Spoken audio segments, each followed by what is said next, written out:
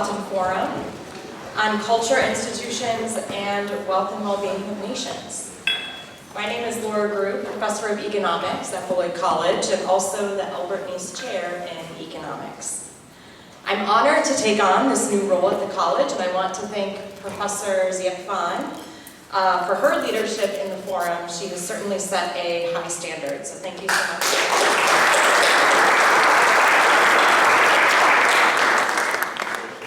Of course, I also need to recognize Jennifer Kodal, who has made this transition absolutely seamless and continues to put together the best residency and best event on campus each fall. So thank you, Jennifer.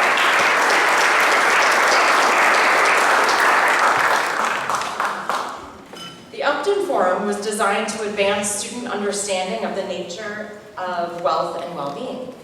The forum is named after the 6th president of Beloit College, Miller Upton, who was an economist by training. He actually received his PhD from Northwestern University. He was an advocate of the ideals of the liberal society, political freedom, rule of law, the promotion of peace and prosperity through the voluntary exchange of goods, services, and ideas. We are delighted, truly delighted, to have Professor Joel Mokyr with us this year. He is the Robert H. Strauss Professor of Arts and Sciences and Professor of Economics and History at Northwestern. Professor Mokyr specializes in the economics of technological change. In the senior seminar course, we've been reading his 2016 book, A Culture of Growth, The Origins of the Modern Economy, in which he points to culture around the Enlightenment as an important cause of the Industrial Revolution. So senior seminar students, if you did not bring the paper copy of your book to this event, you should bring it this evening so we can have a book signing. And we can also, if you bring the copy of Jared's book, we can do that as well. In today's panel, we have 3 economists who work in the areas of economic history, economic development, and institutions. Each speaker will present for approximately 20 minutes, and then Professor Mokyr, at the very end, will give a few remarks, after which we are going to turn it over to the audience to take your questions. The first panelist is Rosemarie Fike, who teaches at Texas Christian University. She's also a senior fellow at the Fraser Institute. She received her MA in economics from George Mason University and her PhD in economics from Florida State. Rosie is the student of a former Upton Scholar, James Gortney of Florida State University. Her research focuses on understanding the effects that different types of economic institutions have on the lives and status of women. She is the author of the Fraser Institute's Women and Progress Report. So I'm going to turn it over to Rosie right now. And let's welcome her.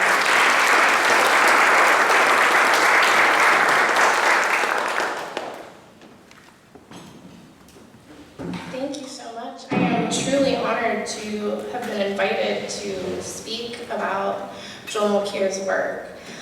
In his book, A Culture of Truth, Mokyr really digs into the essence of culture, and he builds what I think is a very useful and actionable framework to understand what culture is, what it does, and how it changes.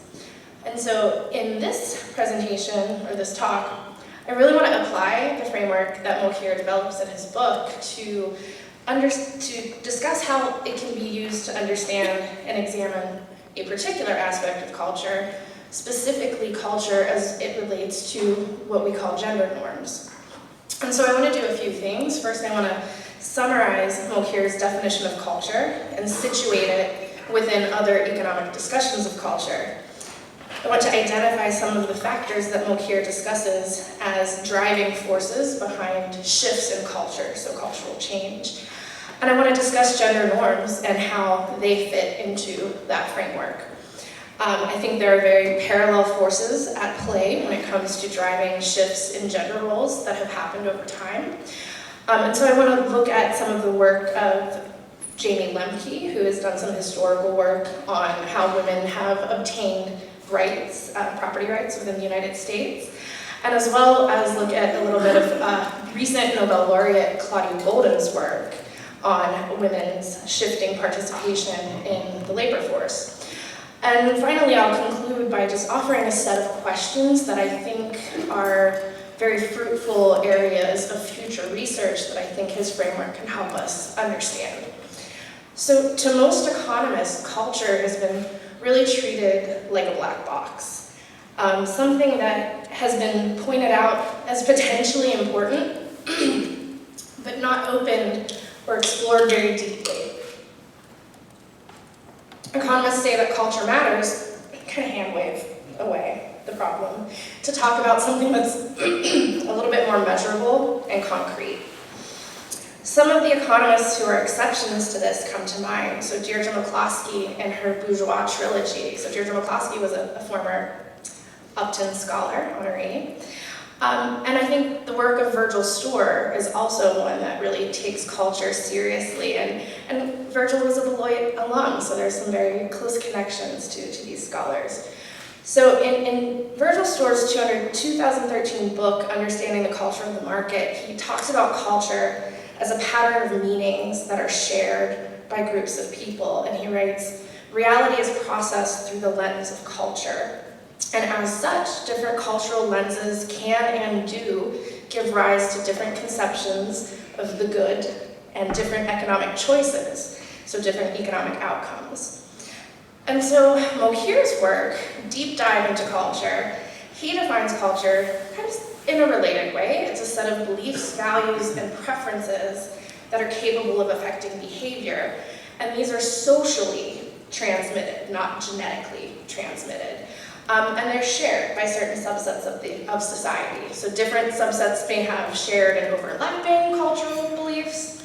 And these things do differ quite significantly from one society to the next. Beliefs are statements of a positive factual nature that pertain to the state of the world, including physical and metaphysical environments. Values are normative statements about society and social relations, often thought of as ethics and ideology. And preferences are normative statements about individual matters of consumption and personal affairs. So culture also involves social learning, right? It's acquired, culture is acquired from others. There's an evolutionary aspect to culture and how it's transmitted from one generation to the next through socialization.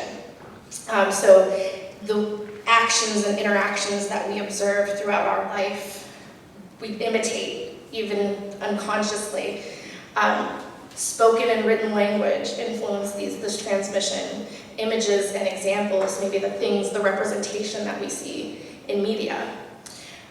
So Mokyr identifies 4 factors that contributed to cultural change in terms of creating a culture of growth and innovation. He mentions cultural entrepreneurs, people who make change happen, who are in a position to persuade others of intellectual change. He mentions the shock of new knowledge or technological shocks that come into play. And also an institutional environment that is conducive to challenging the dominant cultural beliefs. Specifically in the case of the culture of growth, political fragmentation, where people could exit an environment if they were not feeling safe, challenging dominant cultural paradigms. They were able to explore ideas without fear of being persecuted or killed. And the final factor he mentions as being a major contributor is the Republic of Letters. So this was a network of educated people who were in touch with one another, working on ideas from the 15th to the 17th century. So there's not a direct parallel to that with respect to gender norms, but if we think a little bit more generally, it was a marketplace for ideas.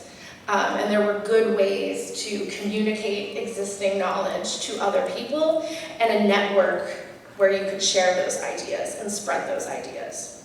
So I really think we can apply this framework to understand the evolution of women's role in the economy, or I think we can at least apply most of it. We can certainly think about gender norms within the cultural framework as a set of beliefs, values, and preferences that are capable of affecting our behavior, and they are things that we are socialized, they're socially transmitted. In terms of beliefs related to gender norms, things like believing that maybe men are physically stronger than women, or that women have preferences that are more risk-averse, or just acknowledging that there are physiological differences between men and women, and some of these differences actually affect who has a comparative advantage in engaging in care work, especially when children are at very, very young ages. There are values related to gender norms as well. So how we should and should not interact with one another in social contexts. Maybe boys shouldn't cry or show emotions because it makes them look weak. Or women who choose not to have children can be seen as selfish. And certainly, gender norms dictate certain preferences and choices that are more appropriate for women versus men. Which jobs are considered women's jobs, women's work? Which jobs are not appropriate for women? Who should be responsible for the care work that takes place within the home? What type of formal economic work should women be permitted to do? And whether we should, as a society, prioritize men over women when it comes to things like jobs, education, and political leadership opportunities. Gender norms are also very clearly transmitted socially, and they are not genetically determined, with the exception of some of those physiological differences that technology has made much less relevant in today's world than they once were. No one is born with preconceived notions of what gender looks like. These beliefs, values, and preferences are shaped through our interactions with other people. First, through the interactions we have with our own families and the dynamics we observe within that family. Did your mother work outside of the home? Did your father help with household tasks and childcare activities? If you ask my mother, who raised 3 children, my father never changed a diaper in all of those years. I do not believe that would fly today. Next, the interactions we have with peers outside of our family and the dynamics that we observe as we participate in the market, in schooling, in our religious lives, and in any social settings. Some examples that come to mind. Just walking through a toy section at any store, like Target or Walmart. One of the things I love that Target did a few years ago was get rid of the labeling. There's no more boys' toy section and girls' toy section. And when I was younger, I was socialized at a very young age to be engaged in care work. I had a toy kitchen, I had a toy vacuum cleaner, and baby dolls. Right? The things that we play, the way we engaged in play was socializing us to prioritize care work. What kind of examples are we setting for our children? Right? Who is invited to help prepare the big meals around holiday dinners? Is it just women in the kitchen, or are we inviting all of our children to come and participate and treating it like there are just jobs to be done, not men's jobs, not women's jobs, but jobs? What kind of representation do we observe in the media, in literature, in television, music, movies? What do those gender roles look like? What kind of jobs are the female characters in these pieces of media? What are they doing? How do the men treat their wives, and how involved do they seem with their children? If you look at sitcom families over time, these gender roles have changed significantly.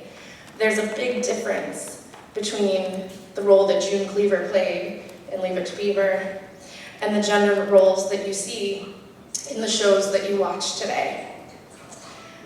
So we can also apply this Mokyrian cultural lens to understand the evolution of women's economic independence and a movement towards a culture of gender that is more accepting of women taking on non-traditional roles. So there have been many cultural entrepreneurs who push boundaries.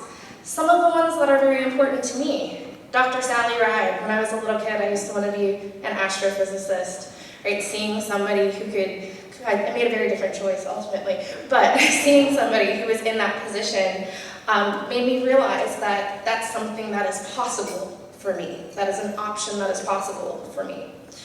Malala, right, very big Pakistani advocate for women's education access. People like Gina Davis and Reese Witherspoon and other women in the media who push for women's representation in movies. There have absolutely been shocks of new knowledge and technology that have aided this process as well. We've had technological innovations that allow women to quickly complete household labor. So the invention of washing machines, microwaves, vacuum cleaners. There's still caring work that is done, but it takes significantly less time than it used to, which allows women to take on additional roles in the economy. There have been advancements in our ability to take control of our reproductive destinies, both through birth control methods and access to abortion. And those things have changed significantly over the years. There have been advancements in technology that overcome those physiological differences between men and women. So who has a comparative advantage in childcare tasks is no longer as obvious as it once was. We have breast pumps and baby formula that allow men to do the early stages of childcare just as effectively as women. In terms of an environment that creates a conducive atmosphere for challenging and contesting existing gender norms, I think economic freedom and political institutions play a very significant role. With regards to economic freedom, are there barriers to how women can participate in the market? And in many countries in the world, there absolutely are. There's over 100 countries in the world that have at least one law on the books that dictate that there's some job that women can't do. Maybe they can't work at night. Maybe they can't work in occupations that are deemed dangerous, or where you have to work with chemicals or do heavy lifting. Or maybe they're not allowed to work in occupations that are seen as morally suspect. When those barriers are in place, it prevents people from challenging the dominant culture. I might want to enter into an occupation that is not really a traditionally female occupation. I might not succeed, I might have a hard time, but at least if there is economic freedom, I'm allowed to try. When there are rules in place that say I'm not even legally permitted to do that, cultural change is a little bit more limited by that formal institution. Is it easy for women to exit and leave if they are unhappy with the prevailing set of gender norms in their current society? Again, there are many countries in the world that have limitations on women's ability to exit and travel. There are countries with limitations on women's ability to obtain a passport, or to choose where to live, or to even move freely about their own country outside of their home without a male guardian. In that situation, if I'm unhappy with the rules, there's very little option to exit and move somewhere else. In addition, there have been networks to share knowledge and encourage the development of new ways of thinking about gender roles. Historically, women's salons, the French salons, were a space where women had an opportunity to sharpen their speaking and debate skills and learn how to formulate and articulate arguments and stretch their minds in a way where the formal rules didn't allow them to. And beyond that, women's salons gave them an opportunity to influence things outside of the home. They weren't allowed to vote or hold political office, but they were allowed to publish things very selectively. Women's civil society groups were also very pivotal in this process as well. In the United States, women's clubs emerged as prominent contributors to local public goods within their communities. The work of my friend Jamie Lemke has found that most of the libraries that still exist in the United States today were started by women's civil society groups. So just a few concrete applications of this framework. Jamie Lemke's work, a great paper that she published. It's Interjurisdictional Competition. It's a paper in Public Choice, and I highly recommend it to anybody who's interested in this topic. But her work is trying to understand how, in the United States, women were able to acquire property rights, because they didn't have them at first. We had a system of coverture laws in place that treated women as the property of their husband. And she was trying to understand why some states adopted Married Women's Property Acts before others. And there were a few things that come as a clear parallel to the things that Joel Mokyr talks about in Culture of Growth. There were cultural entrepreneurs that played a key role. In the Northeast in the United States, the textile industry was burgeoning. And they wanted women to go and work in those factories. But what incentive do I have to work in a factory if the wages I earn are not my own? So employers who wanted those women to work in their mills did legwork. They convinced people that this type of work outside of the home was respectable. They talked to families about how their daughters would be well cared for and that they wouldn't be living in a morally suspect situation.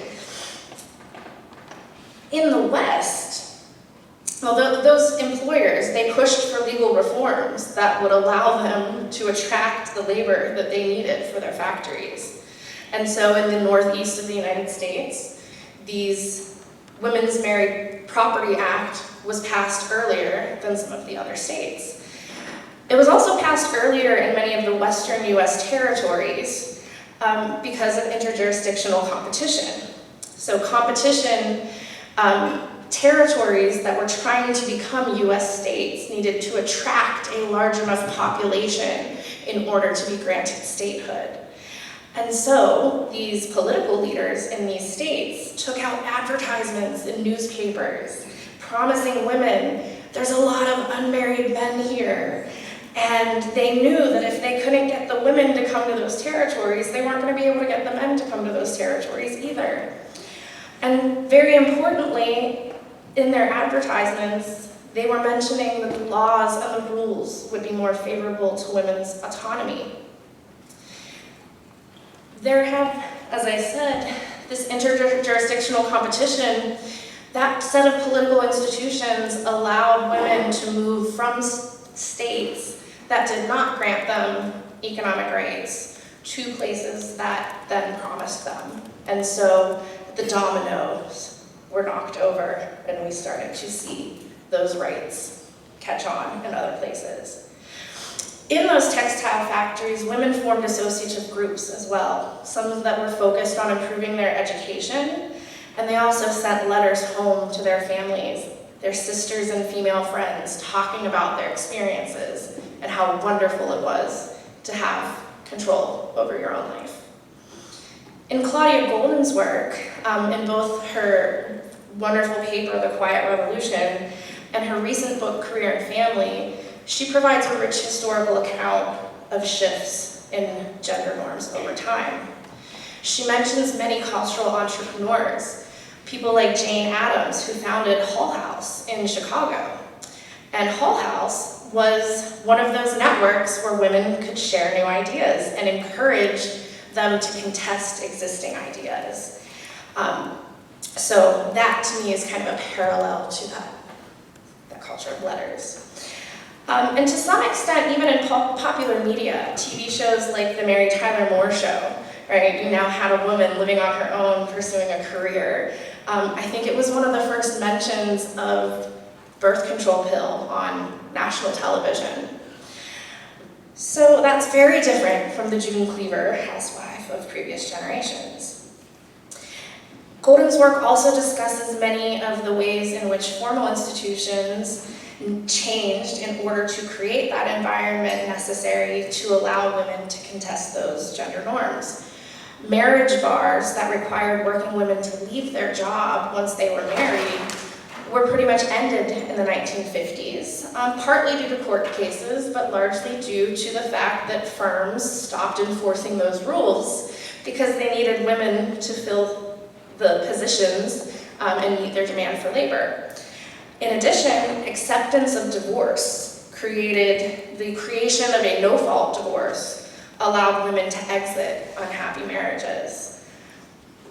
So I see a lot of parallels between Mokyr's work, unpacking culture, and I think it does provide a very useful and actionable framework that we can use to explore many additional lines of inquiry.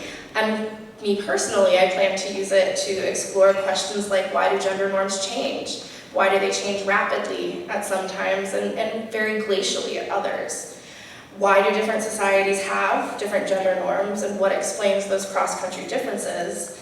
And how do these existing gender norms affect outcomes of policies like gender quotas or mandatory paid parental leave?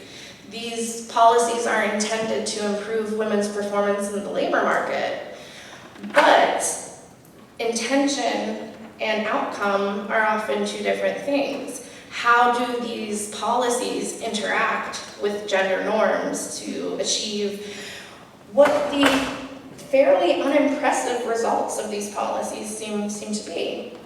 And so I wanted to thank all of you for being here and listening, and thank you, Joel Mokyr, for providing me with lots of things to think about as I go forward in these questions.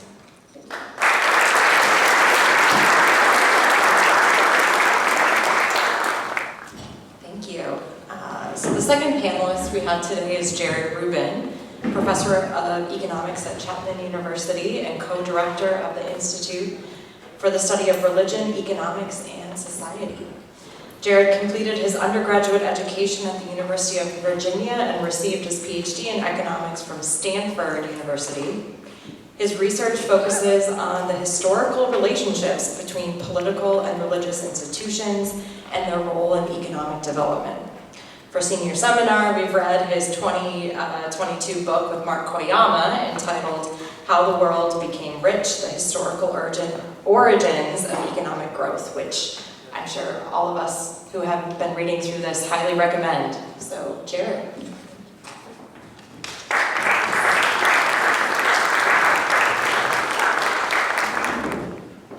Thank you, Laura, for inviting me, Jennifer for organizing, Joel for being Joel, and all of you for being here. This is really an honor, both to be here, but also really to be here in honor of Joel, whose influence on me has been enormous.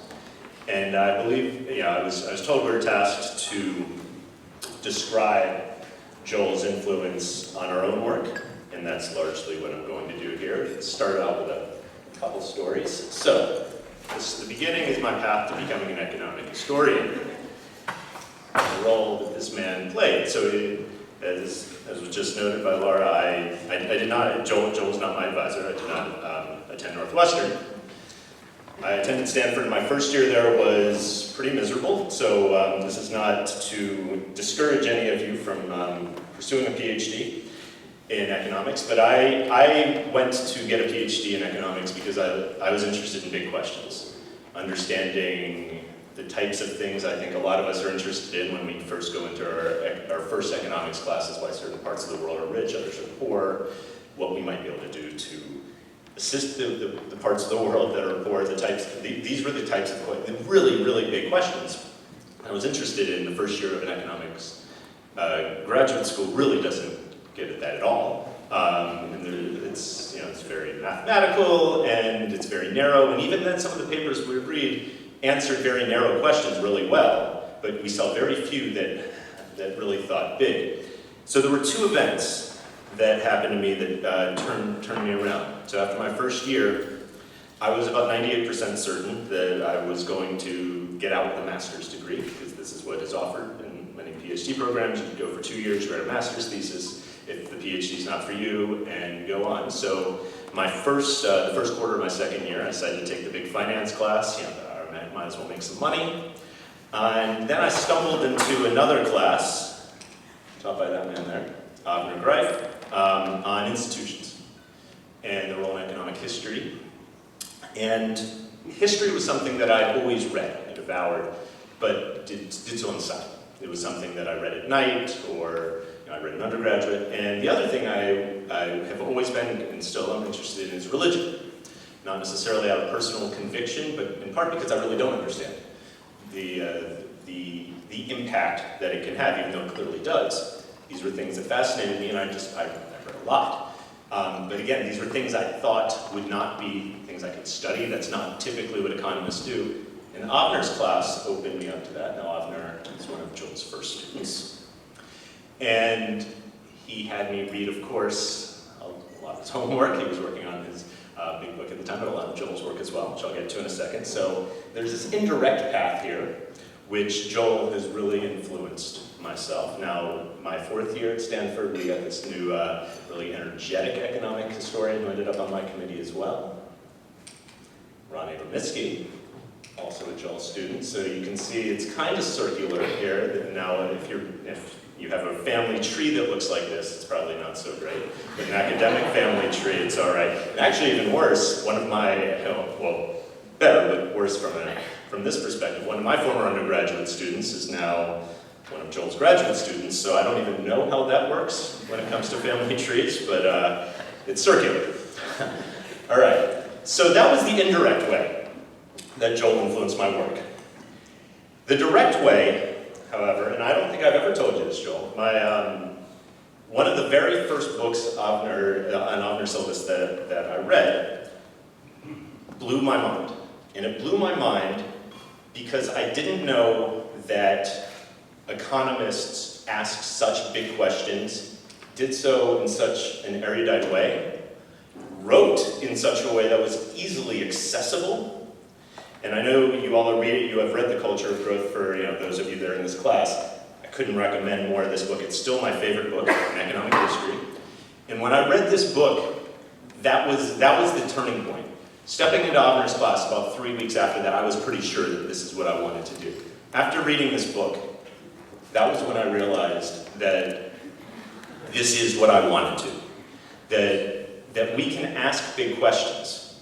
We can write at length about how to answer these big questions. And we can do it with humility as well. When we ask really big questions, we're not going to get precise answers. Really big questions, the lever of riches, which it's trying to understand the role that technological progress has played in really the modern world in a sense, but it goes way, way back, this book. It's in a big, again, I could not recommend this more. It's really an amazing book that brings together all of the thoughts, and this is a 1990 book, so obviously Joel has done much, much since then, which I will discuss in a second.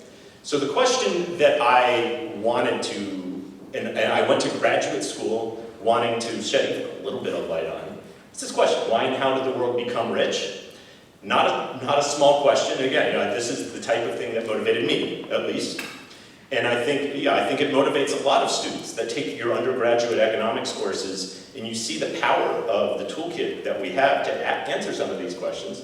And so, Laura mentioned this book. This was a book that this was something that I have tried to, at least again, shed even a little bit of light on with this book that came out last year with Mark Koyama, How the World Became Rich. And what we do in that book is we overview the various theories on how and why the world became rich. And then we really start digging into some of the history. I think Joel is certainly our most cited person in this book for obvious reasons. He's done the most work. And I know I can speak for Mark on this as well. The best work on this really incredibly important topic. Now, what we do in the first half of the book is we look at 5 different sets of hypotheses, which, to be very clear, are not mutually exclusive. A big part of the argument in the book is that we should move away from thinking about monocausal explanations for really big issues, like how certain parts of the world became wealthy at certain times, others followed, others did not, others delayed for a century and now are just starting to become rich, and others still are poor. These 5 overarching topics, geography, institutions, culture, demography, and colonization, are things that there's been a lot of very good work done, and a lot of very good work done in the last, say, 2 decades. In some of these cases, though not all, Joel has really led the way. And I, myself, and Mark have contributed to a much lesser extent on some of these issues as well. Now, all of the causes that I listed there, geography, demography, institutions, culture, colonization.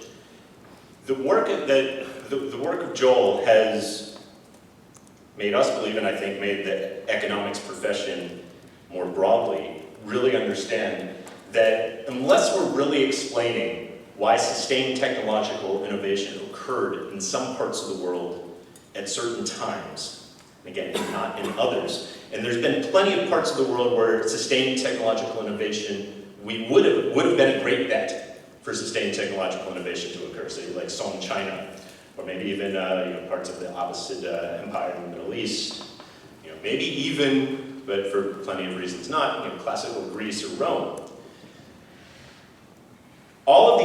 When we're thinking about these really, really, really big questions, we kind of have to build from the ground. We say, all right, well, there are certain geographical determinants that I think that are clearly either impediments or benefits to getting here.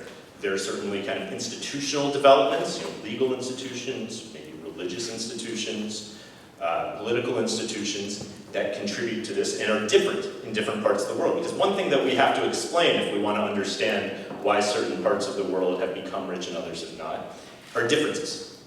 Right? They're clearly hard differences, but what are fundamental differences? Things like culture are things that economists for a very long time shied away from.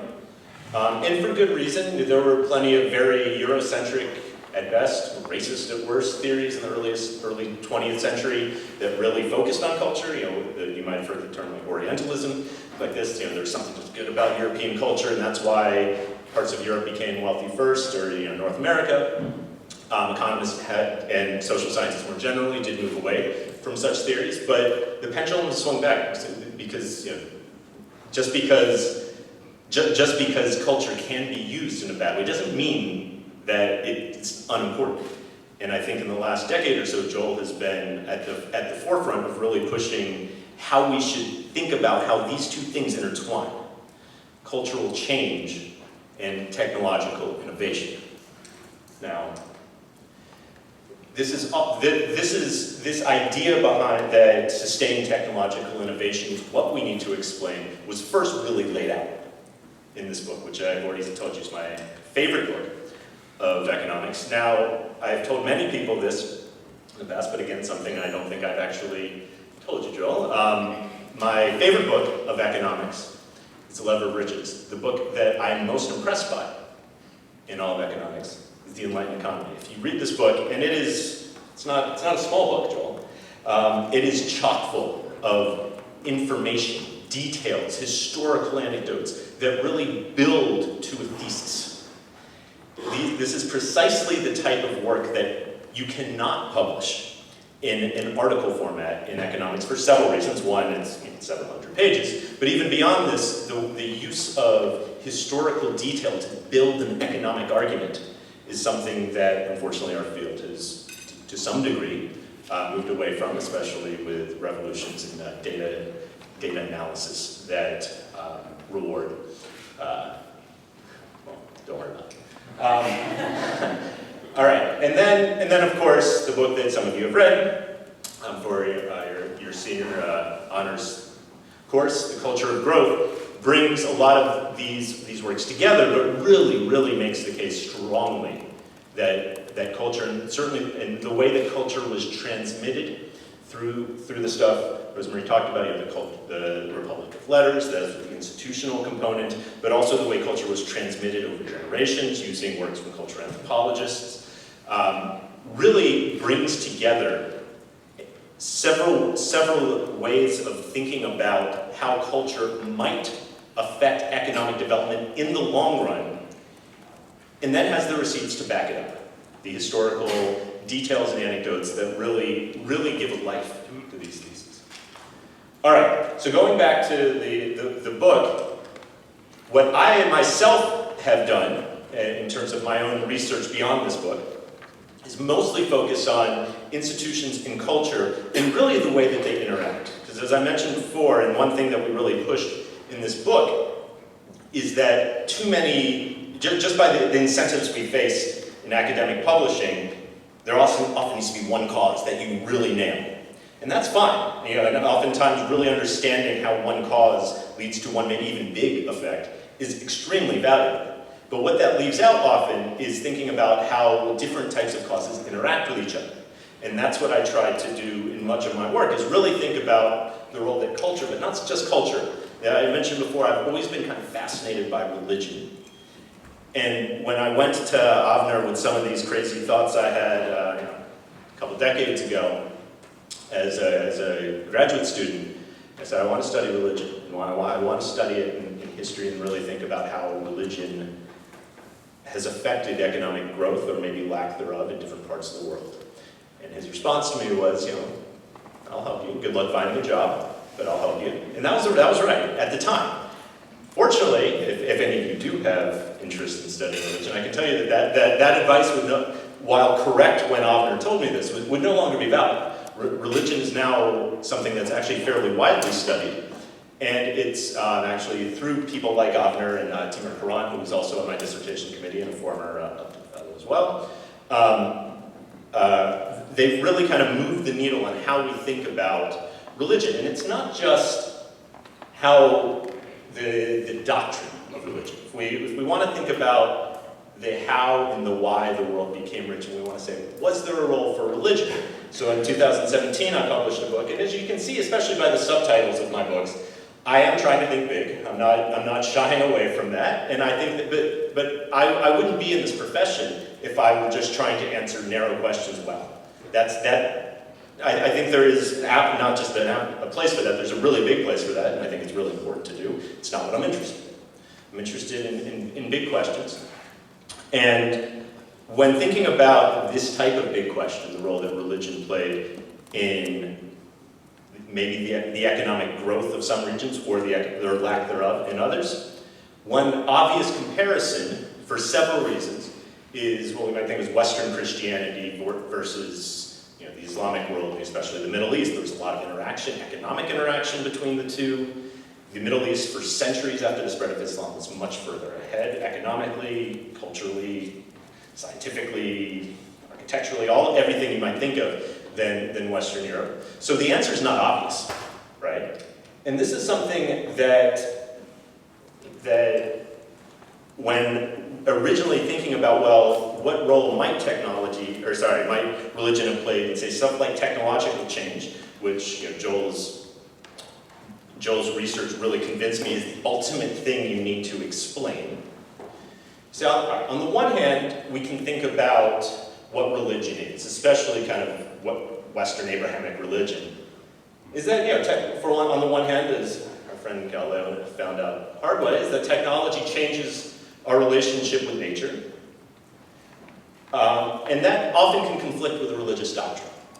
This is something that is an impediment. We might think of it as economists, we might think of it as a cost to technological change when in a highly religious society or a society where their religious authorities have power.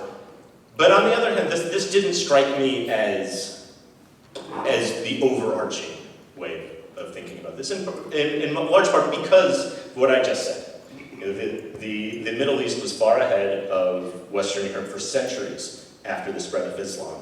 So a theory that tries to connect religion to what we think of as a reversal of fortunes would also have to really explain reversals in religious doctrine, which there were some, but not enough really to get the massive reversal of fortunes we see here. So what really kind of, in reading the literature and institutions, including really Avner's work in this case, moved me towards thinking about the role of political economy, and the role that religion and the role that religious authorities play in legitimating political rule played, and how that changed over time. Because now we're getting to something where these religious authorities might have significant influence in politics and the policies of the state, or lack thereof. And when they don't have it, because we know that the church was a huge player, of course, in medieval politics, and this is something I think you learn maybe even through osmosis in high school, right? This is something that's clearly true today in parts of the Islamic world, and was true in the medieval and early modern parts of the region as well. So we say, all right, well, this might be something that changed, and clearly changed over time, and also might clearly have impacted the economic fortunes of the two regions. And that's what this book does. I mean, I have like 3 minutes, I'm not going to get into like 15 years of work. But what this book does is it presents a theory of political legitimacy that really, again, tries to get at the second to last step before getting to Joel. Joel is about how do we get technologically progressive? How do we get to sustain technological innovation? What I'm trying to do in this book, and others, especially those who've studied institutions, have really tried to understand are how do we get institutions that foster this type of exchange, this type of innovation. All right, I'll move on. So what we do here, or what I do rather, I should say, is, again, explain why in some cases religious authorities might have helped block technology. So I have an entire chapter on the printing press, which spread pretty rapidly in Western Europe, which then led to all these, both religious, the Reformation, as well as economic changes. On the other hand, it did not spread at all in the Ottoman Empire until about 250 years after it was known. There's a political economy story that can tell us. It's not just about doctrine. And understanding basic kind of economic insights give us this. It's not a complicated model that I present. What I also try to do then is try to tell the grand narrative and tell why these changes in legitimacy played a broader role in the institutional arrangements, why eventually you get religion playing a weaker role in parts of Western Europe, particularly those that became Protestant. All right, so I should say these insights have now been extended on a current book project I've been working on with Avner for a very long time. And we try to really extend what I've done, extend what Avner's done into one of really the big case of England. This is where industrialization first happened. Who knows when this book's going to come out? Sorry, Joel. But it's been something that I think has been very fruitful in a way of thinking about really kind of some of the preconditions on why certain parts, but particularly England, and we're also discussing China, in this case, did not become progressive. All right, so we have this. Now, in the end, what we're really trying to do is say, look, we have an idea on why institutions and cultures evolve in a certain way, and really what's happening, what we're trying to put forth is a theory of co-evolution of institutions and culture. We're not making the causal arrow going right to left. This is something that either parts of the literature make, Joel has made explicit, but it's underlying this, because what we're trying to do is understand, well, what were the preconditions? Why by, say, 1700, do different parts of the world look different on various metrics which we think of as important? So in the end, what we want, and these are figures from How the World Became Rich. I mean, this is chapter 1. We want to explain this. The most famous one, probably the most famous figure in economics, certainly economic history, the hockey stick graph, around the 19th century and into the 20th century in different parts of the world, you get just a massive uptake. There's this as well. This is, I thought it was kind of a cool way of presenting just that the world is rich. The dark blue countries are countries that currently have higher per capita GDP than Great Britain did in 1800. Great Britain was the wealthiest country in the world in 1800. So when we think about this, and Great Britain, while it still hadn't had the big takeoff, most of the world is wealthier than the wealthiest country was just a couple hundred years ago. When we think in big scales, the world has become rich. And this as well. So the bottom half are those that are living in absolute poverty. This is a very low standard. It's something that we want the standard to be higher, but still, at say $2 to $3 a day. Most of the world 200 years ago was living on that. Now, and these numbers have even gotten better in the last couple of years, even in the wake of COVID. All right, so I know I have about a minute left, so there's a couple things I want to say. This is from what I'll say is my third favorite book. I've already told you my two favorites. This is me. So there's no silver bullet to economic development or economic growth. We know it has worked in various historical episodes or contexts. Context matters. So understanding history, what Joel has taught us, really matters. And Joel and many others, including Joel's academic parents and grandparents and so on. Culture and the historical past matter. So do demography, geography, all these things we talk about. But this does not mean that bringing wealth to the world's poorest, which again, going back to what I said at the beginning, is what I wanted to. Really one of these questions that I at least want to make some contribution to. It doesn't mean it's a lost cause. Knowing what did work and why it worked in certain contexts matters precisely because we want to build a cumulative body of knowledge. We want to understand all the things that might have worked in certain contexts and not in others, And that just helps us understand. It's not going to be a silver bullet. That's the whole point of, I think, if we really take a step back and why we're doing what we're doing, why we got into this game in the first place, this is what we're trying to do. And what I would say is even an extremely successful career would be to further a knowledge of just a very small slice of how the world became rich. It's such a complex phenomenon that you can write thousands and thousands of pages of the best work done on it, and you're still only going to get at a small slice. So this is Joel's slice. So I'd say I would love to be like one little pepperoni on that slice. Joel's slice is enormous, and for my money, he is the biggest slice of anyone that in our profession. And Joel, I thank you for that, and I will leave it at that.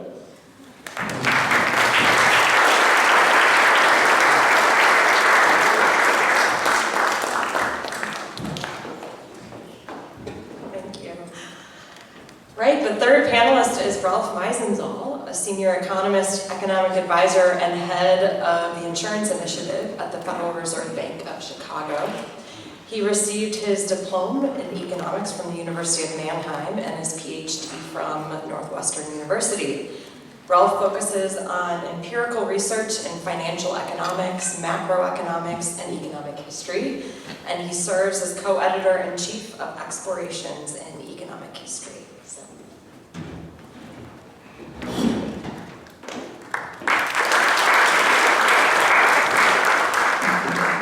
Thank you very much for having me. Thanks for the kind introduction. I unfortunately have to wait 2 seconds because I work for the Federal Reserve. As you may know, next week is an FOMC meeting, which means that all of these opinions are really my own. It has nothing to do with the Fed. It's important, I have to say it. In theory, they have to approve me being here and talking to you because we are not allowed to speak in public. Having said that, I want to talk about one of these things Joel developed that he claims is crucial for sustained economic growth and innovation. As Jared set me up beautifully, thank you for that, Jared. Oh, okay. Thanks for that, Jared. That was great. And to do this, think about this concept of upper tail human capital, right? Joel introduced us to this concept and says, like, well, you know, the people who are actually really necessary, it's not just the great inventors that we all know, but it's all these unsung heroes of the Industrial Revolution, these workmen who can take a blueprint, they can implement it, and if they find a problem, they can change the blueprint to fit that particular need. So there's a lot of people that need a lot of knowledge also about technology that you've never heard of, right? And you could argue that, perhaps this is the big advantage that Britain used to have. And then you can ask, well, how do we deal with this in other countries? How has this developed? Where does it come from? So this is where I want to go. And I will link it back actually to the culture of growth. And I want to take it outside Britain, even though Joel has worked in Britain a lot, but I'm German, so I have to talk about Germany. So before I do this, don't confuse upper tail human capital with the upper tail of human capital, like Joel Mokyr. So here comes the detour. I don't have a nice graph that my academic nephew just put up, but I will say that I think one of the largest contributions to economic history that Joel has ever made is actually not the books that he has written, but the advising he has done. He is incredibly open-minded. You can come with any idea about any topic to Joel, and he will not try to turn you into a mini-me, right? He will not force you to work on the British Industrial Revolution, as you can see in the works of Avner, Ram, Jared indirectly, right? He really has contributed to the profession also by his advice and all the graduate students he guided. And I can say this because he was on my committee, even though my thesis was on credit markets. So, with that, I want to go back to Joel's favorite topic, right? The intellectual origin of the British Industrial Revolution. And here you see the two works that we all know and love, the Principle by Newton, and then of course Francis Bacon. So the idea here is, of course, that with the Enlightenment there is a cultural change. There's a shift of how we see nature, technology, and open-mindedness, and pushing back on religion or prohibitions that religion may have placed on progress. And I also want to highlight that, in fact, I hope I don't misstate you, Joel, but I think you think about this really as the West, not just Britain. It is more a Western Central European project, right? If you think about the Republic of Letters, that would be actually much more than just Britain. And this is why I also want to go outside Britain, because the Enlightenment happens not only in Britain, but also in, well, Germany in a different form. But before I get there, I just want to highlight that in Britain, we have, well, the paper that I wrote once with Joe, where we try to find these upper tier human capital people in the data. So, with all respect to the very high level points that Joe made, I want to talk more about the nitty-gritty, because what I want to do is I want to show you how this culture materializes in institutions. So I want to show you the channels, how we end up getting growth. And what's the problem? The problem is when we wrote this paper and looked at these workmen and we asked, it's like, okay, where did they come from? How were they educated? What are they? We ran into trouble because we couldn't just say, oh, they all attended Harvard. This is not how this worked, right? So if you look at where they came from, there's a complex set of explanations. I put two up here. Both of course are from Joel, right? One is there's an unregulated apprenticeship system that's very flexible. In fact, that apprenticeship system, if you ask me, I would describe it as a mess. Right? You don't know what you're getting.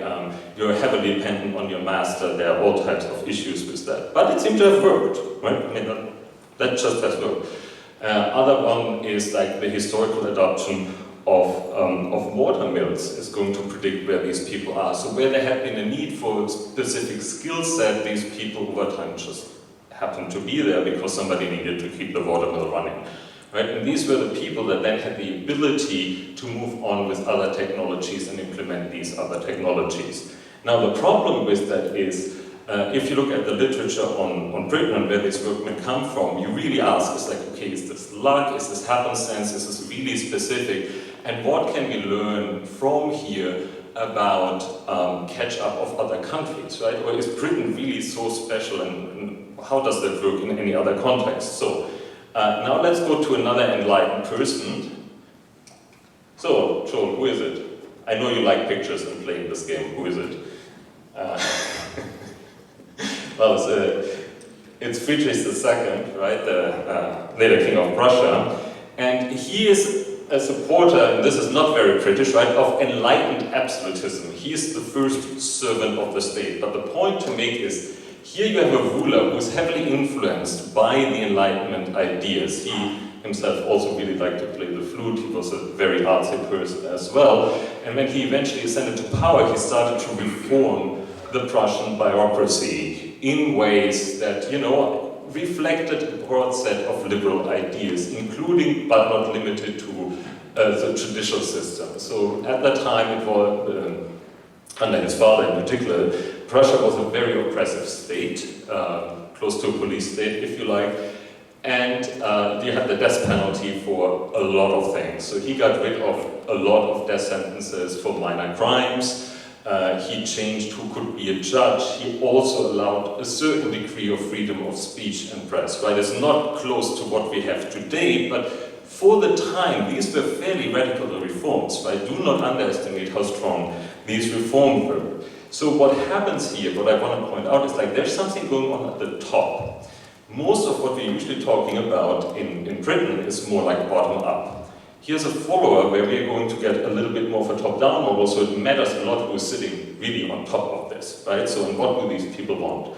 So, in the early stages, under this rule of Frederick II, you get this Académie des Nobles. This is a military academy founded in 1765, and the idea is to send young noblemen, of course men, sorry about that, but men only, for careers in military and public service.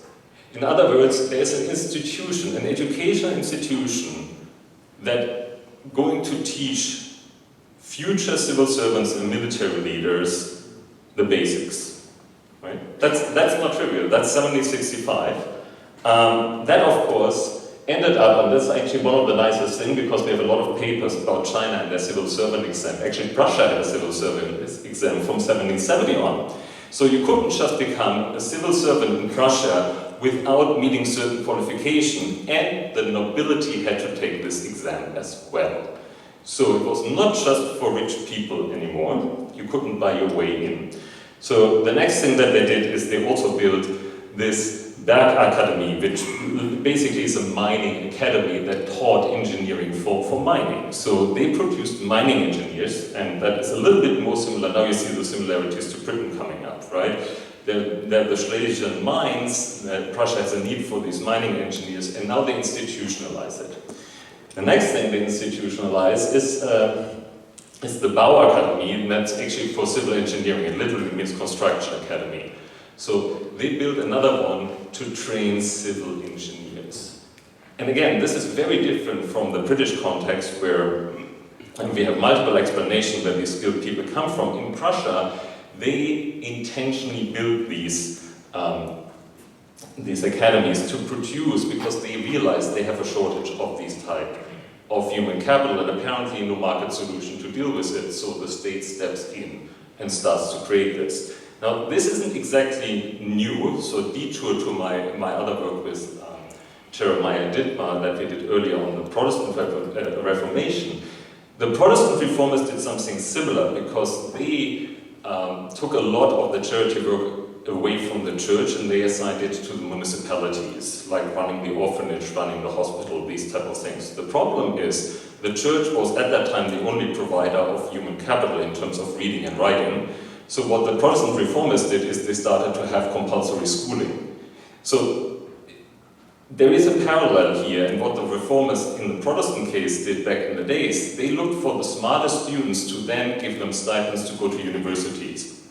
And that is what we'll see coming back 200 years later, again in Prussia. So these were the first ones. Now, what I need for a little bit more cultural transmission are actual leaders. So here's somebody who I think his early achievements are somewhat underrated. So this is Karl August Fürst von Hardenberg. So some of you may know the Prussian reform program starting in like 1810. But he started much earlier. So this gentleman is actually a very liberal politician. Even though he's part of the nobility, his ideas are actually very liberal. He becomes, he was an ambassador to Britain and then had to leave after his wife started an affair with the crown prince, and that didn't go over too well. So he becomes, by coincidence, the chief administrator of the University of Erlangen in 1791, so right after the French Revolution. And the first thing that he does is he said, like, no, you guys have to teach engineering, you guys have to teach machine building, you guys have to teach some military science. So he started to reform the university, again, top down. So here you have Prussian administrators who have a very progressive mindset, who change the institutions, education institutions in particular, to create a very different set of upper tail human capital. And in fact, like, this guy thought that a university should be, quote unquote, in service to the state. So they should produce something that is useful to the state, and I don't think we have lawyers here, right? Those are no lawyers. Or what passed as medicine at the time. Okay, so he is not alone. He's university trained. There are a lot of other reformers at the time who also have this enlightened mindset, or the German version of it, the Aufklärung. They're actually all huge fans of the French Revolution, including Wilhelm von Humboldt. He's the guy who is going to found the University of Berlin in 1810. Humboldt went to France right after the French Revolution and came back writing a treatise in which he tried to define the limits of the state. He's smart enough to not publish it, because it's a radical libertarian manifesto that basically says the state should only do defense work. Wouldn't have helped his career. but it becomes quite influential. In fact, John Stuart Mill would later cite him in his work for that. So you have this set of Prussian bureaucrats. A lot of them come from the nobility, but not all of them. There's actually a lot of movement up through the ranks from the middle class. They have this enlightened mindset and they want to change Germany. So, well, what will be Germany? So they change Prussia. So what do? By 1821, in this Prussian reform program, they built this Gewerbe Institute in Berlin, which was originally it's easier to see what it was. It was the Königliches Technisches Institut, the Royal Technical Institute. So you can already see what they want, right? Again, they want engineers, they want to have these skilled people who can do these things. Of course, one isn't enough, so they found a bunch of other ones called the provincial versions of it. So everywhere in Prussia, these things pop up. They are supposed to attract smart students. The students get stipends, you don't have to pay for it. That way they ensure that even from the lower and middle income classes, they can actually get students. If you're successful at this provincial version, you get sent to Berlin. And you will be in there for higher service. Of course, one thing that's actually quite interesting is it's not specific. The Saxons immediately copy it, and some other states copy it as well. So what am I saying here? What I'm saying is very different from the British experience, which seems to be more bottom-up. The Prussians, because they had these enlightened bureaucrats, nobility, whatever you want to call them, they massively top-down enforced this change to create this upper-tier human capital that will be important. So how do they do this? So just for your information, this is kind of what these things teach, right? They teach drafting and design, they teach math, physics, chemistry. So all these applied science things, that is what was big. So they were big on applied sciences, and I want to spend the last couple of minutes just showing you, giving you an idea how much they mattered. And to do so, I will do something that's not that common. I actually go to data, right? Yes, I know, we collect data. So we're going to go to all German cities and look where there was manufacturing. There's 2,200 cities here, details not super important. I have this in an earlier paper with Jeremiah Dittmar.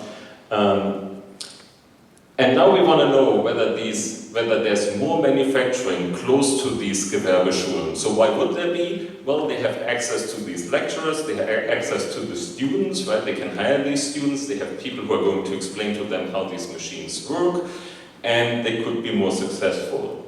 So when you take this data from what used to be Germany at some point, what you do fun data collection, you run a regression, and basically what you see is where there was a Gewerbeschule close by. That's within 25 kilometers, so that's basically a day's ride. Right? This is pre-railroad in part. Then you see there's so somewhere between 0.6 and 0.9 more manufacturing plants. Is that a lot? Well, the average in the sample is 2. So that's actually a huge effect. That suggests that there was enormous spillovers from this applied science, from this human capital creation. And then I started to play around with this a little bit more and thought, well, can we be sure that this is really going on, or is there something else going on? So you go to narrative evidence, something Joel really loves to do, and then you find that the founding members of the Verband der Deutschen Ingenieure, the German engineering society, that they graduated from this Gewerbe Institute, right? So Joel and I looked at the Society of Civil Engineers in Britain that we had defined as part of this upper-tier human capital. In Germany the same happens, just with 50 years delay, but it happens. The other thing that you can note is that a lot of the inventors or the well-known engineers from the electrical and automobile industry in Germany, they actually got their education from these technical schools, from these Gewerbeschulen. And that just illustrates how important that was. So linking it back to Joel's work, like this is going to be the upper-tier human capital in the second industrial revolution. It was created because of enlightened bureaucrats trying to put Germany on the map. Germany was backwater under Frederick, like 1780, Germany was backward, nobody cared, right? And you get these enormous reforms, and it mattered. And now you can ask, okay, does the timing line up? And the answer is yes. You can see that after 1860, you get quite a bit more manufacturing. So this is when I do the time thing. But for Joel, I did this specifically for you. What you especially get is you get more innovation. Close to these Gewerbeschulen, you get a lot more innovation. Right? So that then suggests that this upper tier human capital also created this sustained growth, right? You can see the number going up over time, and that suggests, yes, this is an institution that can create the human capital that then helps to sustain this economic growth through new innovation. Okay, and with that, I just want to wrap up and says like, yes, the concept of upper tier human capital was very important in the British Industrial Revolution. Joel has done a lot of work on this, and it's great work. But it also matters for the followers. So the broader concept here is, if you're interested in economic development more broadly, how do countries get rich? One thing that you always have to consider is like, what policies can policymakers implement to help your country advance? And I gave you the example of top-down policies and new institutions that embedded the spirit of the Enlightenment that aim to create this upper tier human capital in Germany that eventually leads to the catch-up. And by the 1880s, also the leadership in several industries worldwide. Right? So this was a very successful policy. Now you can ask, okay, this is all quite a while back. What about a more modern example? I mean, the other followers have done this too, right? The most prominent example is clearly South Korea, that within one generation sent everybody to school, expanded the STEM a lot, and was very successful. So there is something to be said about a set of educational policies very much in the spirit of the Enlightenment, of new technologies, pro-growth policies that help to sustain it. So, a very last point that's not on the slide I still want to make, that does not mean everybody has to get a STEM degree, right? So, why not? Because you also need the social science scholars that help to understand society and keep society together. Because if you get large shocks, for instance, Nazi Germany, right, then your upper tier human capital will run for the exit. So to sustain it, you need a broader society, a broader concept of society, and also scholars that help to create that concept of society. And so with that, thank you, Joel, for all these thoughts and the motivation.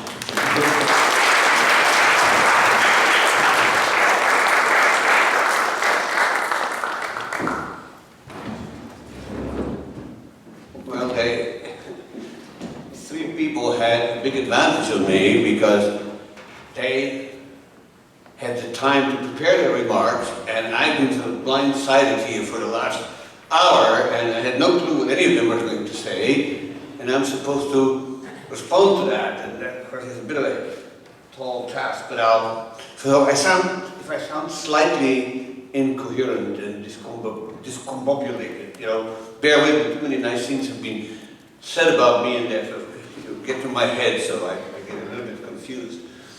But let me not do them in the same order. We start off with Jared, and so he mentioned this book which I published. I started to think about it now, 33 years ago.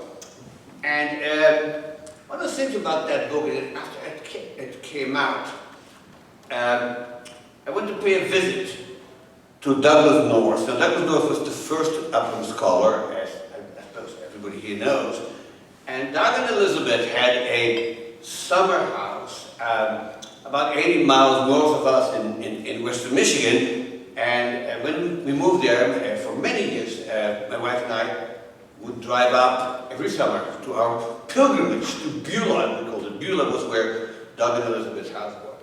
And I think we did this for many years, and after Doug passed away, it was one of our saddest part of the summer. But, when we went up there in 1992 and 1993, and Doug had just finished reading The Livre of Riches, Doug was a fairly kind of direct, straightforward guy, and he says, Joel, you've written a really nice book, but there's something basically wrong with it. I said, what's that, Doug? He said, you see nothing about institutions. Now, if you knew Doug North, I should have expected that. But he was right about that, and I've tried to make amends for that in subsequent books, and I actually brought institutions not quite in the center of the story, but certainly as one of the primary players.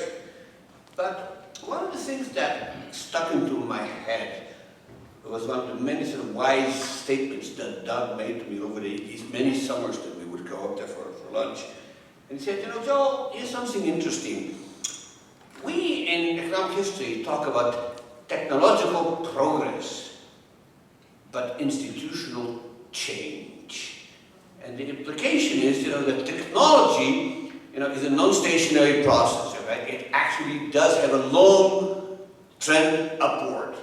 And it does get better because it's basically cumulative. But he says, is there any evidence that institutions, as we define them, are getting any better in the long run?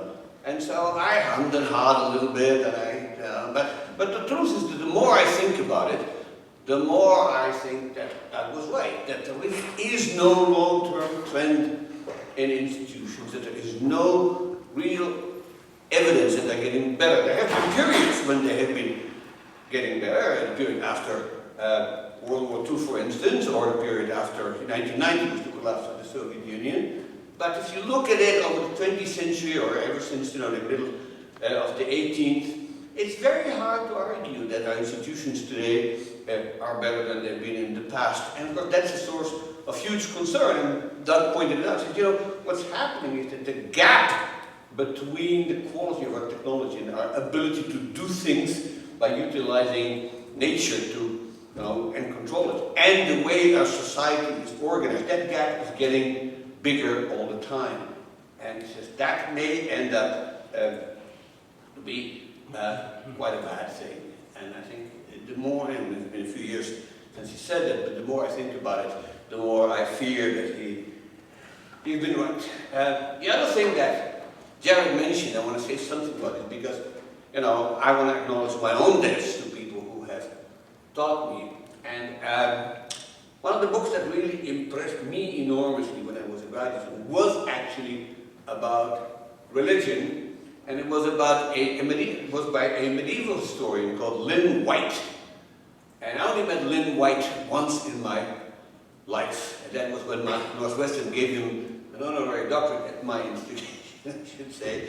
But he's been with me ever since I've read that book. And White really made some really powerful points about the connection between religion and technology. And what he pointed out, I think, and this is something that really should stick into my mind, is that in order to attain technological progress, you have to believe that making improvements in your environment is a virtue and not a sin. And that many religions actually regarded what we would call technology as a sinful thing. And the example that he uses, and it's sort of obvious, is the famous example of Prometheus. So Prometheus was an inventor, right? According to Greek mythology, he invented fire. But the way the Greeks depicted him is he didn't invent it, he stole it. He stole it from the gods, and his punishment, you know, crazy, surreal punishment, you know, they chained him to a rock, and then an eagle came every day and ate his liver. I mean, who came up with that? It must be sick. But in any case, it was a sinful thing to do.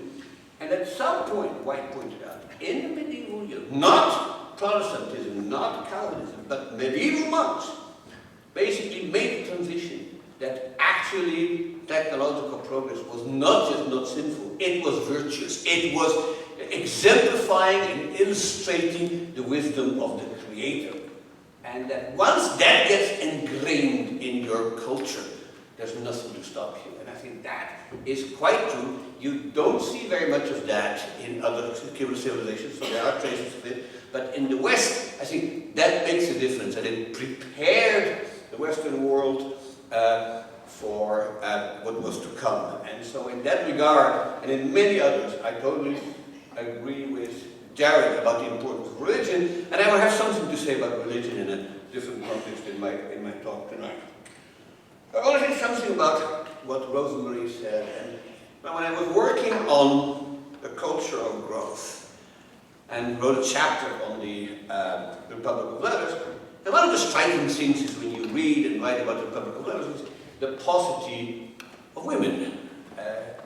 Now, if you dig deep enough, you actually can find women active in that. There actually is a book out now, came out not that long ago, called The Republic of Women, which talks about these sort of networks of, highly educated women corresponding. But many of these women who were active in the Republic of Letters had to do so behind the scenes, surreptitiously, through men. And here's one case in point which is very famous, and that's the case of Émilie de la Châtelet.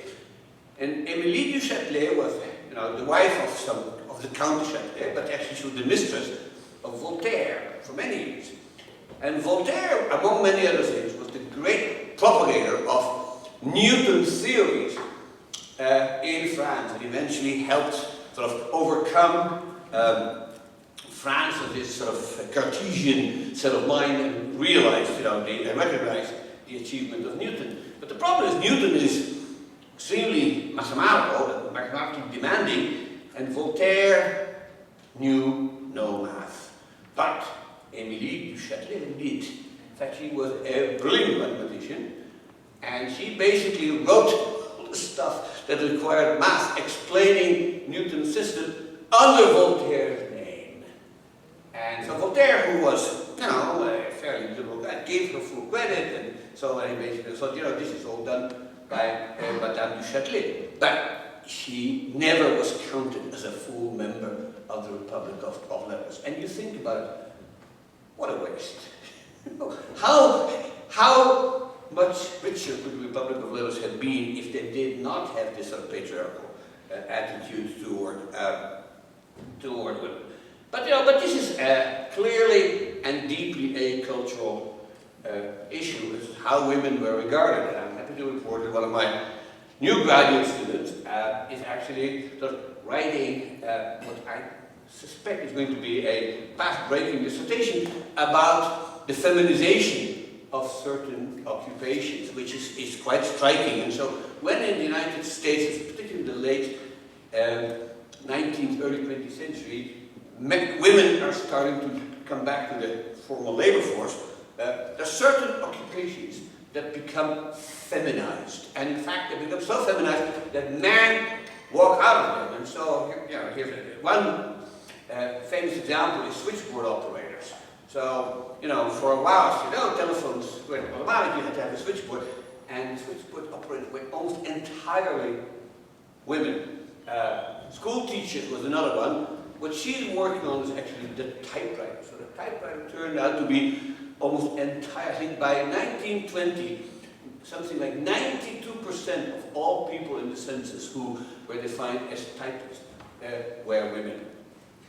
And this is an astounding thing because there's no particular reason why women should be typists and men shouldn't be. But apparently, once an occupation becomes, considered to be feminized, men walk out of it. This is actually that's a paper by Claudia Holden who tried to point it out, and we actually trying to sort of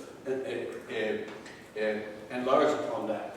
And I found that almost endlessly fascinating, but also, I should say, as an economist, it bothers me because obviously having feminized and masculinized occupations implies a misallocation of resources, right? I mean, that is sort of obvious. And, are we outgrowing this? I think we are.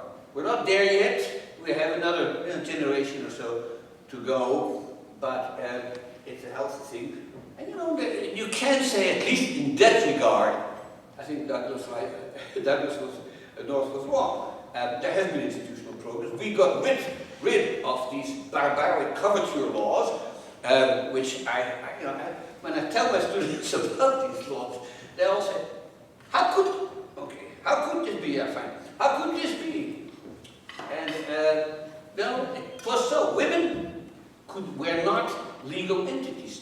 They could not sue. They could not be sued. They could not own property. What rescued them is their husband died because as a widow, yes, she was a legal entity, but not as long as the man was alive. Now, who thought of that? So now about Ralf, and I want to say something personal about Ralf. So, I don't know, I come from a Dutch Jewish family who spent 3 years in a concentration camp in World War II. And when I was growing up, so I was born after the war, so by the time I became conscious, it was already a while ago.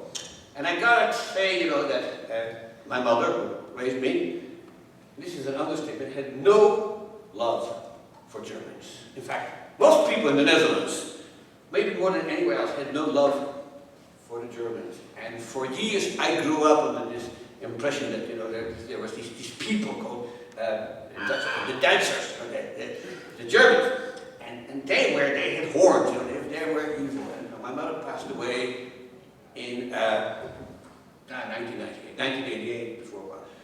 And I remember my wife and I talking about Ralf when he was my graduate, and I said to her, I wish my mother could have met Ralf, and she'd change her mind about what Germans are like.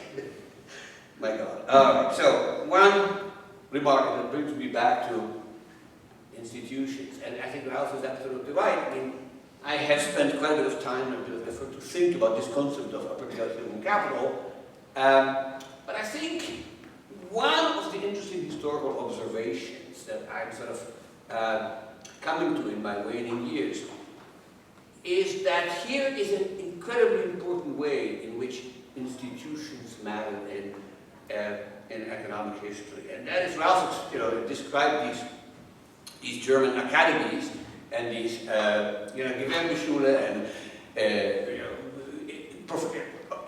vocational schools and so on.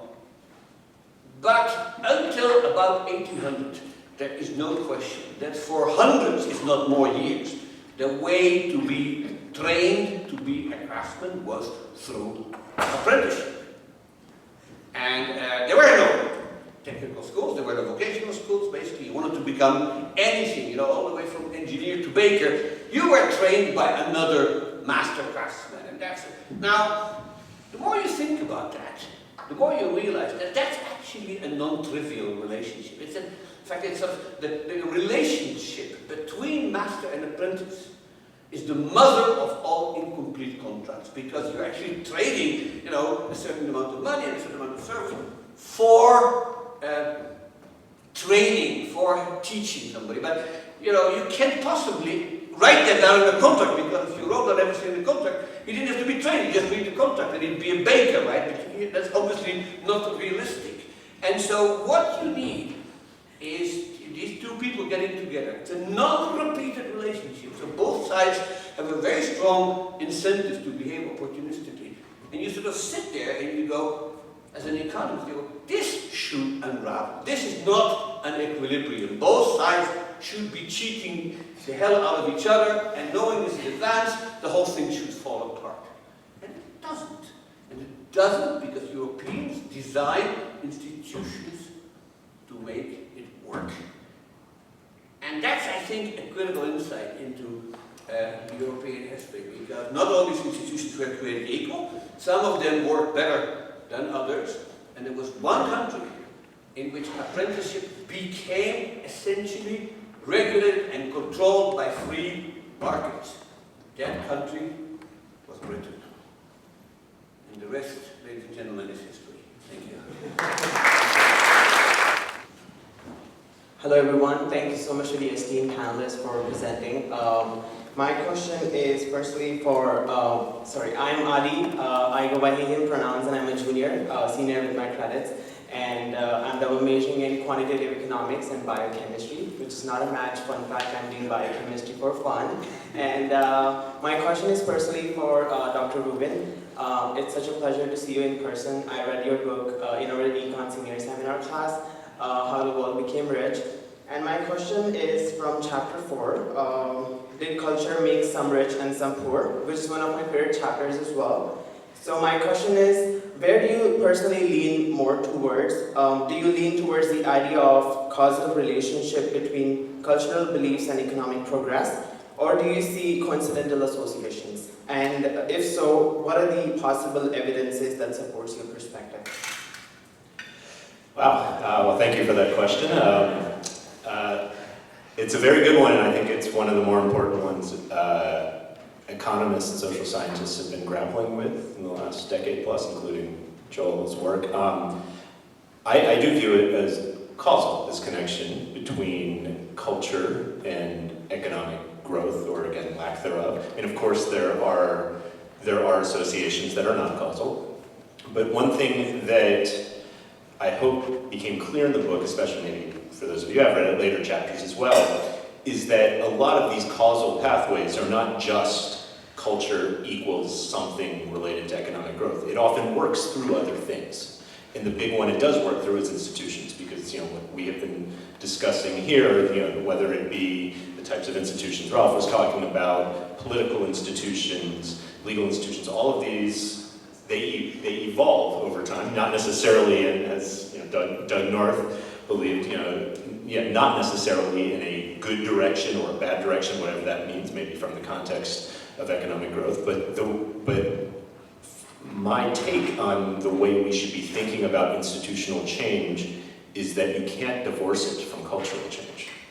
And one of the key reasons, though certainly not the only reason, that you see different developments and evolution in institutions across different societies are different cultures.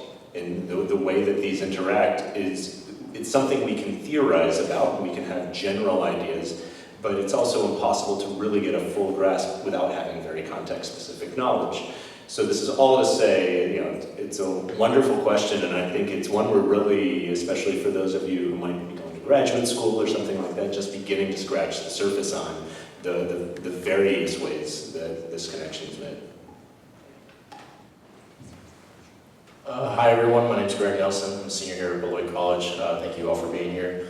I have a question specifically for Ralf and Joel. I wanted to ask, what role do institutions play in today's world in ensuring that higher education develops the upper tail of human capital, and how has that role changed since the Enlightenment? Thank you. Well, Greg, that is a very complicated question, so let me try to give you.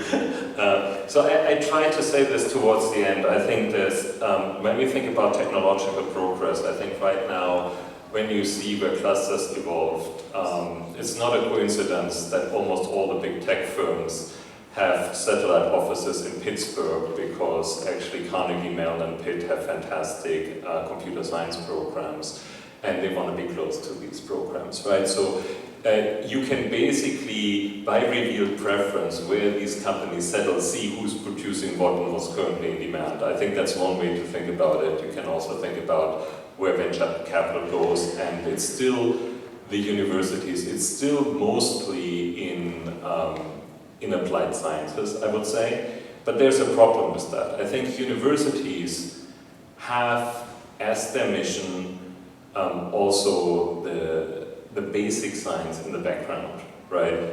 That is the key, because then the applied sciences can do the practical part, right?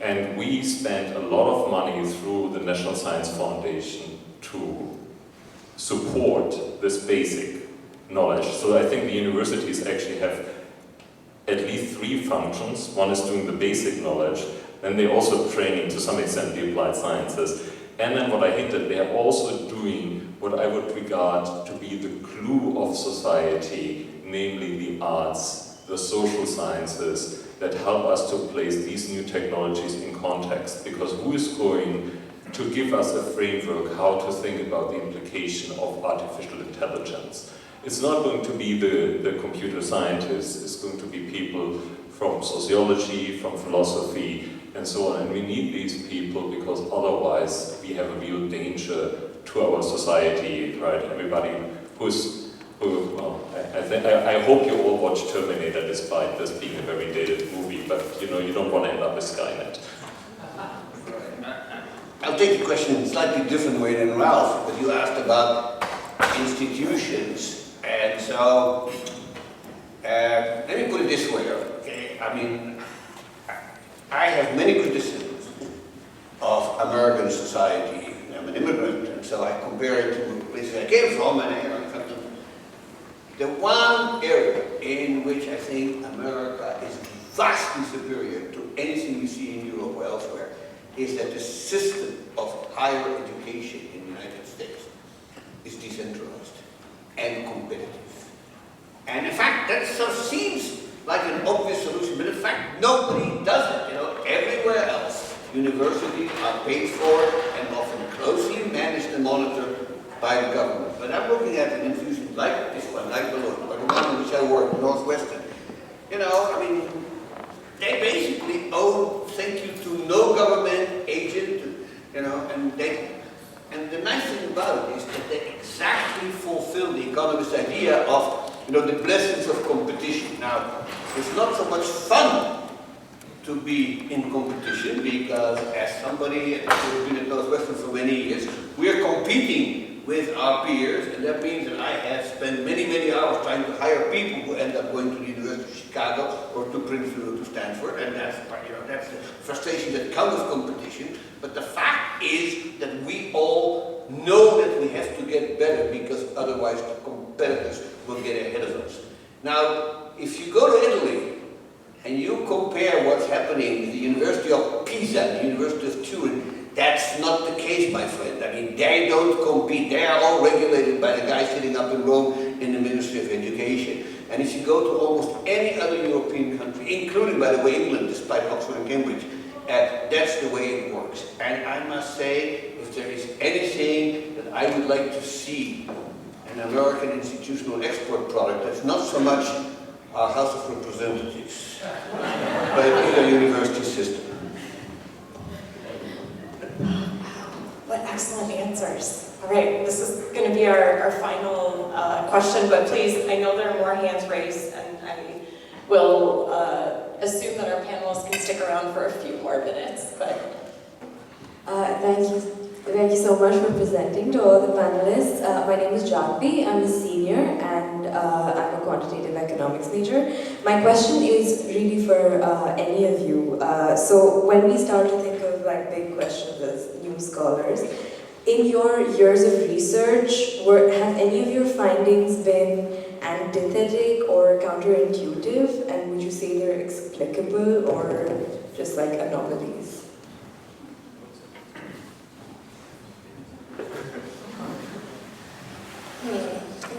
That's a tough question to think about. I think one of the things that I found kind of counterintuitive when I started studying gender norms was there are a lot of places in the world where I thought were fairly open-minded towards women taking on less traditional roles, where it turns out when you kind of look at the data, that wasn't the case. So Japan was really surprising to me to kind of dig into that data and realize, despite the economic freedom that they have, despite the really good set of other institutions, that their norms were really prioritizing men over women in a lot of areas. So that was kind of counterintuitive to me.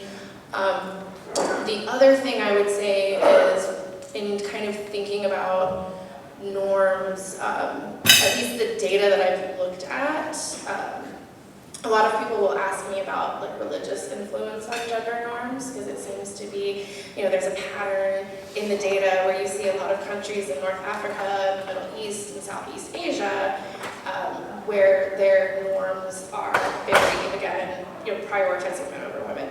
But when you kind of dig into the individual level data, it's not so much the case that the religion and the religious beliefs itself are driving it. It's more kind of the country level. There's something about the culture, not the religion itself. So a person who considers themselves to be a practicing Muslim living in the United States, much less likely to have gender norms that prioritize men over women. But somebody who is completely secular, living in Egypt, for example, would be the opposite. So those things were kind of surprising findings in my work. Well, I'm so supposed to say something like that. I will would take it slightly differently. I think the most amazing thing to me is repeatedly that economists, when they have meetings with each other, have not learned the lessons of their own profession. It's the least efficient thing that I can possibly imagine.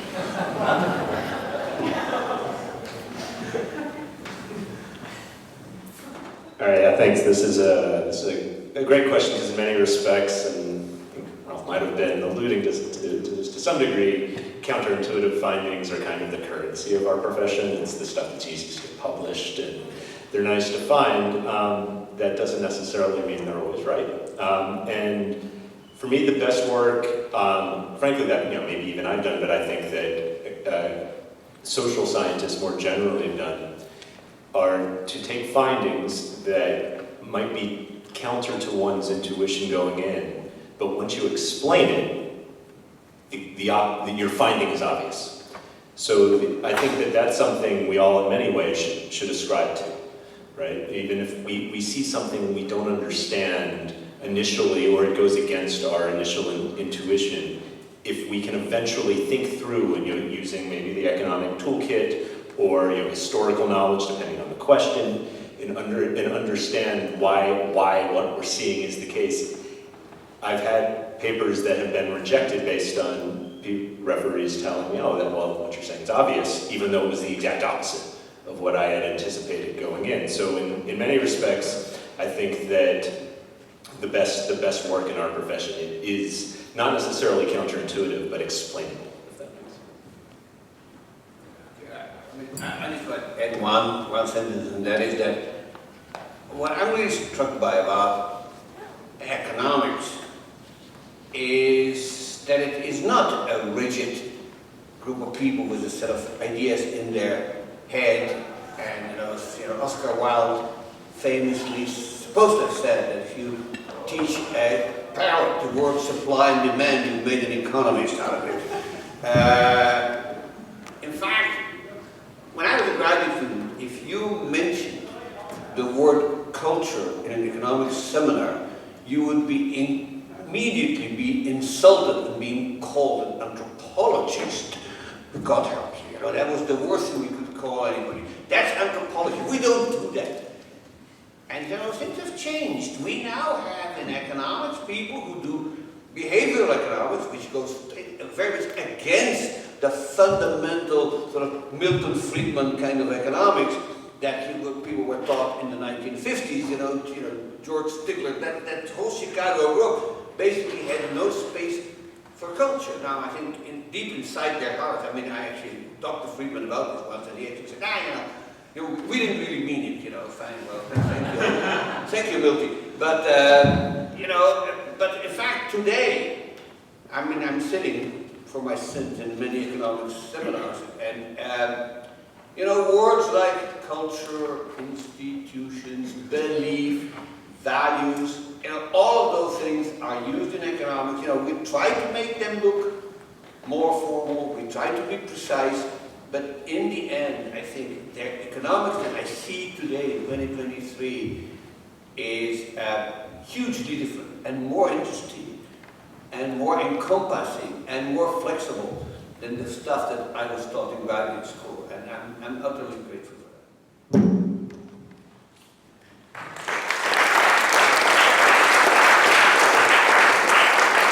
Well, thank you everyone for coming out this afternoon. As a reminder, we have this evening at 7 p.m. in Eaton Chapel, Joel Mokyr will be giving his keynote. So please, we look forward to seeing you there, and have a wonderful afternoon.